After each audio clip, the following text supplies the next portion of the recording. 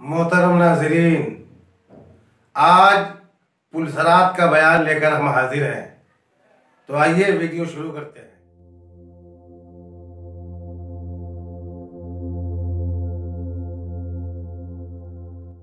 पुलसरात के बारे में हजरत अबू बकर सिद्दीक रदियल्लाहु ताला अन्हु की हदीस है कि हुजूर अकरम सल्लल्लाहु ताला अलैहि वसल्लम ने इरशाद फरमाया कि पुलसरात जहन्नम की पुष्ट पर यानी जहन्नम के ऊपर बिछाई जाएगी और उस पर से गुजरने वालों में सबसे पहले मैं और मेरी उम्मत होगी।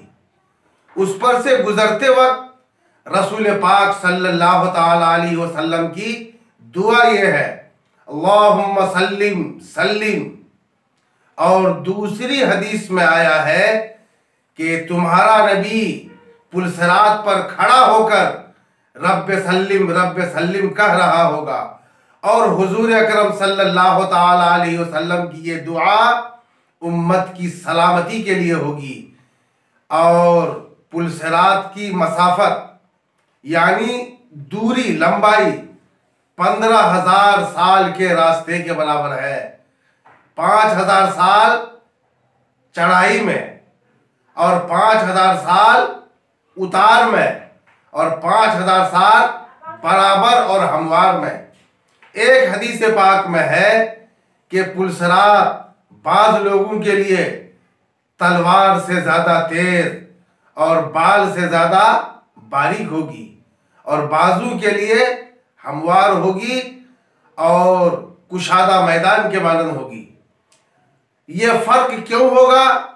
तो अहादीस से पता चलता है कि यह फर्क आमाल और ईमान के नूर की बिना पर है।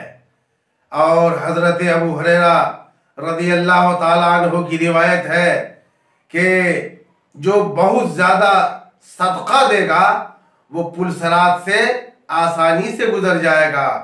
एक और हदीस में है कि जिसका घर मस्जिद में है हक ताला उसका जामिन है, वो उसे पुलसरात से रहमो करम के साथ गुजार देगा।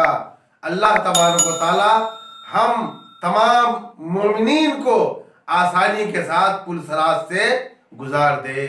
आमीन या रब्बल आलमीन।